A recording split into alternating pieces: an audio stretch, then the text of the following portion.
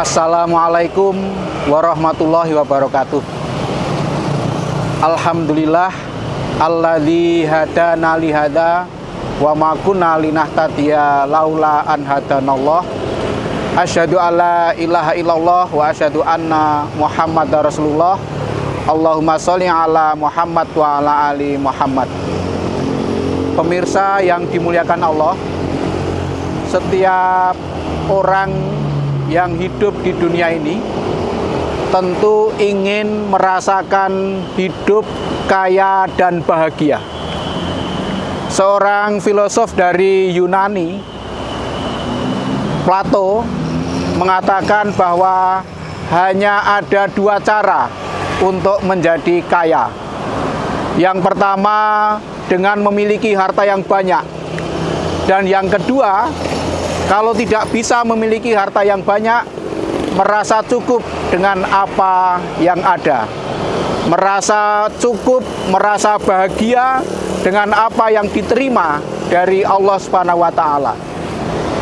Kelihatannya sederhana apa yang dikatakan oleh Plato. Memang dengan memiliki banyak harta, orang punya peluang untuk bahagia. Secara lahiriah seperti itu. Tetapi pada kenyataannya tidak setiap orang yang memiliki banyak harta bisa hidup bahagia. Maka sesuai dengan sabda Rasulullah SAW, laisal ghina an kasratil arad walakinal ghina ghinan nafs. Kata Nabi, kaya itu bukan karena banyak harta, tetapi kekayaan yang sesungguhnya adalah kekayaan yang ada pada jiwa, kekayaan yang ada pada hati. Meskipun orang itu memiliki banyak harta, tetapi kalau hatinya sempit, hatinya tidak lapang, maka sesungguhnya dia tidak kaya atau dia tidak bisa bahagia dengan hartanya itu.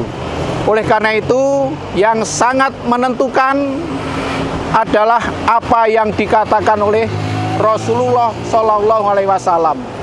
Orang itu kekayaannya tidak ditentukan oleh seberapa banyak hartanya, tetapi ditentukan oleh seberapa kaya hatinya.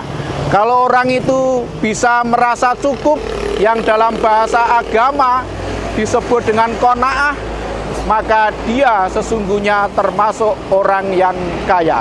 Sehingga Allah Subhanahu wa Ta'ala dalam kaitan ini, sesuai tersebut dalam surat Ar-Ra'd ayat 26 berfirman, A'udzubillahi minasyaitonirrajim, Allahu yabsutur rizqa liman yasha'u wa yaqdir. Allah lah yang melapangkan dan menyempitkan rezeki bagi setiap hambanya. Allah menggunakan kata lapang, bukan banyak ya, lapang dan sempit.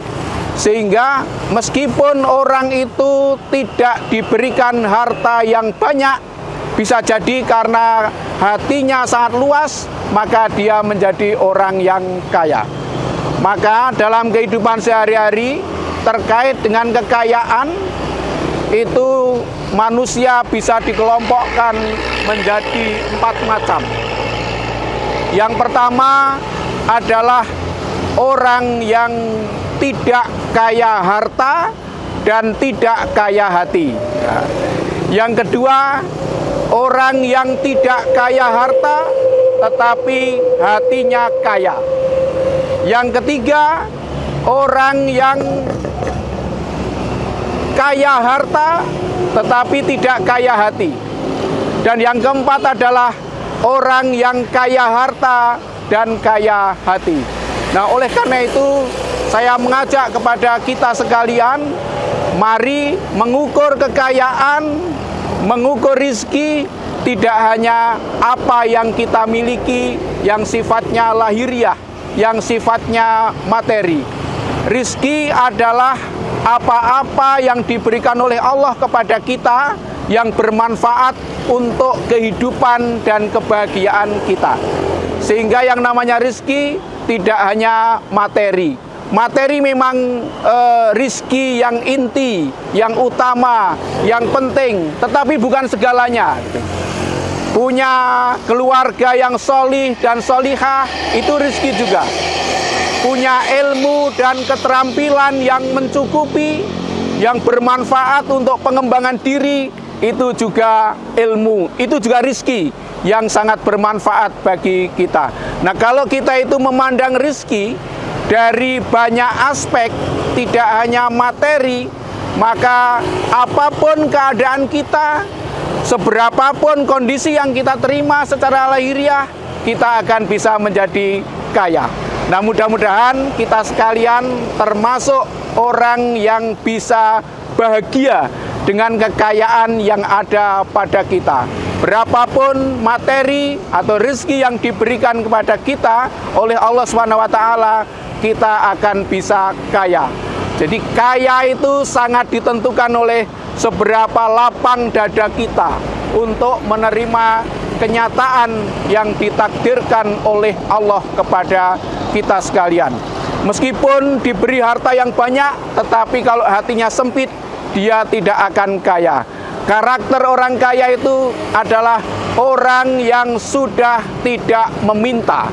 Nah, meskipun banyak harta, tetapi kalau mentalnya masih mental peminta-minta, dia sesungguhnya tidak termasuk orang yang kaya.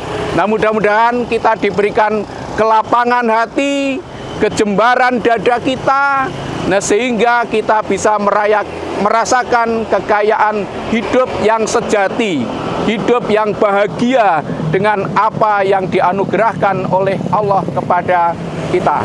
Mudah-mudahan yang saya sampaikan bermanfaat untuk kita sekalian. Assalamualaikum warahmatullahi wabarakatuh.